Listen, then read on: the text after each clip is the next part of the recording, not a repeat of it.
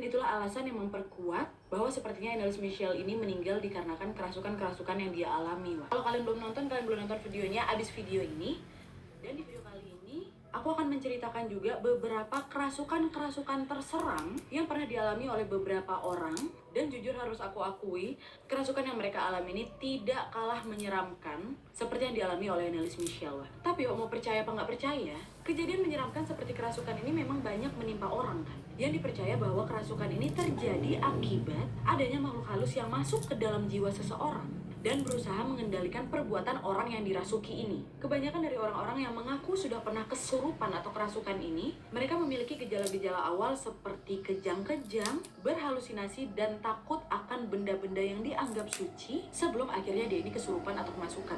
Dan saat dirasuki, seseorang dapat memiliki kekuatan fisik yang lebih kuat dari orang-orang lainnya, memiliki kemampuan aneh yang tidak dapat dijelaskan alasannya, dan bahkan dalam kondisi tertentu dia ini bisa berubah bentuk gitu. Dan biasanya latar belakang kenapa orang ini dirasuki antara lain dikarenakan dia ini mencoba membuka komunikasi dengan makhluk halus, membuat kontrak dengan makhluk halus, atau makhluk halus yang memang dikirimkan dari orang-orang yang tidak menyukai orang yang dirasuki ini. Dan memang dalam kasus tertentu, salah satunya kasus Annelies Michel, ada juga kerasukan yang terjadi secara tidak sengaja, di mana makhluk halus ini memang mengincar orang yang ingin dia rasuki ini. Nah, seperti di judul, kali ini aku akan menceritakan beberapa rangkuman dari pengalaman orang-orang yang pernah dirasuki, yang memang kisahnya ini tidak kalah menyeramkan seperti yang dialami oleh Annelies Michel. Apa-apa aja, check it out.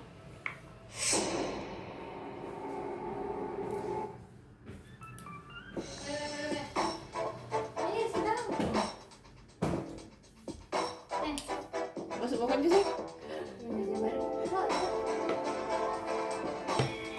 Wih, kata selesai itu dulu deh. Yang pertama, Clara Germenkel. Nah, si Clara ini Apa gara-gara maca? ini dirasuki akibat membuat perjanjian dengan iblis. Jadi kisahnya si Clara ini tinggal di sebuah kota bernama Kota Natal di Afrika Selatan. Nah, si Clara ini anak yatim piatu. Dia pun tinggal di sebuah panti asuhan sejak kecil, dan di sana dia mendapatkan pendidikan keagamaan dengan sangat baik. Dahnya saat dia ini berumur 16 tahun, tepatnya di tahun 1906, Clara ini mengirimkan surat kepada seorang pendeta yang bernama Bapak Horner Erasmus untuk meminta pertolongan karena dia yakin bahwa dia ini dirasuki oleh iblis. Surat yang dibuat oleh si Clara ini didukung oleh catatan harian milik seorang biarawati yang menulis semua perilaku aneh si Clara selama di panti asuhan saat dia lagi sendirian, Wak. Dan di dalam catatan itu pula diceritakan awalnya si Clara ini selalu berperilaku baik dan sering mengikuti kegiatan berdoa. Tiba-tiba si Clara ini berubah menjadi orang yang pemurung dan selalu lalai dalam ibadah, Wak. Nah, biarawati yang selalu merawatnya ini mulai khawatir dan mencoba bertanya ke Clara lah ya kan. Dahnya waktu didatangi sama biarawati ini nanya lah kan, "Nak, kau tuh kenapa sih? Kok akhir-akhir ini aku perhatiin perilakumu tuh suka aneh. Kamu kenapa? Ada masalah, po?" Nah, terus Wak, si Clara ini menjawab pertanyaan si biarawati dengan bahasa yang belum pernah dia pelajari, seperti bahasa Polandia, bahasa Jerman, dan bahasa-bahasa lain yang dicampur-campurnya, Wak. Kemampuan si Clara ini juga makin kuat, Wak. Di mana si Clara ini tiba-tiba bisa tahu informasi seputar orang yang dia lihat. Bahkan rahasia terdalam dari orang tersebut, padahal orang ini adalah orang yang baru pertama kali dia jumpai.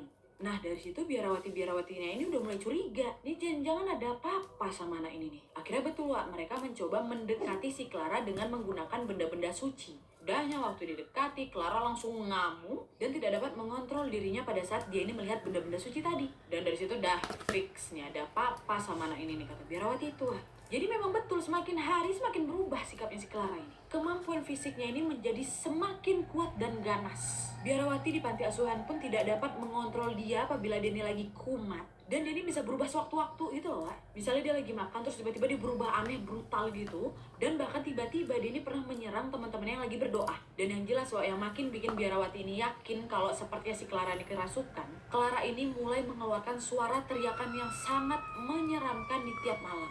Di mana biarawati itu mendeskripsikan suara si Clara itu kayak apa? Tidak ada suara hewan manapun yang lebih menakutkan seperti suara si Clara. Suaranya itu sungguh seperti paduan suara set yang berteriak dari neraka, Wak. Aduh, kok kenapa aku merinding ya? Padahal kisahnya luar negeri. Hah?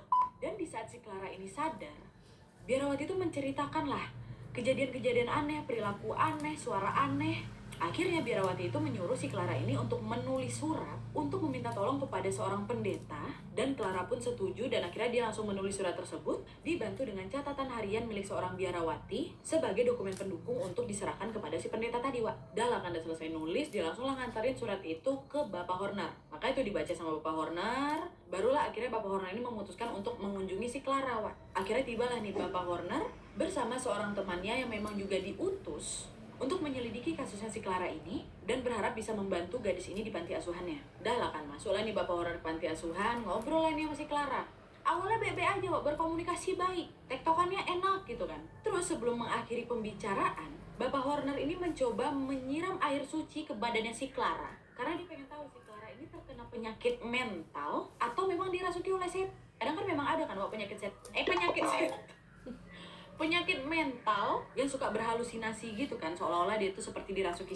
Dan kalian tahu tuh si Clara terkena air suci itu, Clara ini mengaum dan langsung menyerang Bapak Horner dengan mencekiknya secara kuat, Wak. Udah lah pada panik kan semua. Untungnya pada saat itu tindakannya si Clara ini bisa ditahan oleh temannya si Bapak Horner, udah bisa kepisah. Biarawati yang ada di sana pun turut membantu pendeta dan temannya ini mengangkut badannya si Clara ini ke kamarnya. Dan kalian tahu waktu si Clara ditaruh di atas kasur, Wak, Clara ini langsung melayang, dan semua benda-benda yang ada di kamarnya pun ikut melayang juga, Wak. Pada saat melihat kejadian di luar nalar itu pun akhirnya Bapak Horner memutuskan untuk melakukan pengusiran setan di hari berikutnya. Nggak di hari itu tuh. Pada hari itu Bapak Horner dan temannya mencoba menenangkan si Clara ini dengan menggunakan air suci serta doa. Terus di hari berikutnya, hari yang ditentukan oleh Bapak Horner untuk melakukan pengusiran setan nih, Wak, si Clara ini diminta untuk masuk ke dalam biara dan dikelilingi oleh biarawati yang mendoakannya. Ketika Bapak Horner ini mencoba membuka kitab suci, ngamuk lagi, langsung dipukul ya tangan Bapak Horner.